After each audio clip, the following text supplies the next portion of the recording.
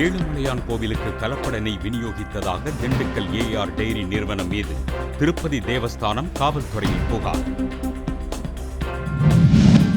OTT தளத்தில் படங்கள் தொடர்களை ஒழுங்குபடுத்தி தணிக்கை செய்து வெளியிட ஆணையிடக் கோரி உயர்நீதிமன்ற மதுரை கிளையில் மனு தாக்கல். தமிழ்நாட்டில் டெங்கு பாதிப்பு கட்டுக்குள் உள்ளதாக அமைச்சர் மா சுப்பிரமணியன் தகவல். நடப்பாண்டில் 5 பேர் மட்டுமே உயிரிழந்திருப்பதாக விளக்கம்.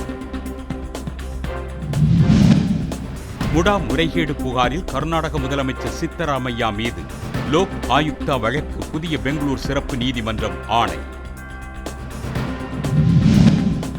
இந்தியா சீனா இடையேயான உறவு உலகின் எதிர்காலத்தில் ஆதிக்கம் செலுத்தும் என வெளியுறவுத்துறை அமைச்சர் ஜெய்சங்கர் பேச்சு. பழனி பஞ்சாமிர்தம் குறித்த அவதூறு பரப்பியதாக இயக்குனர் மோகன்ஜி மீது பழனி மலையடிவார காவல் நிலையத்தில் மேலும் ஒரு புகார்.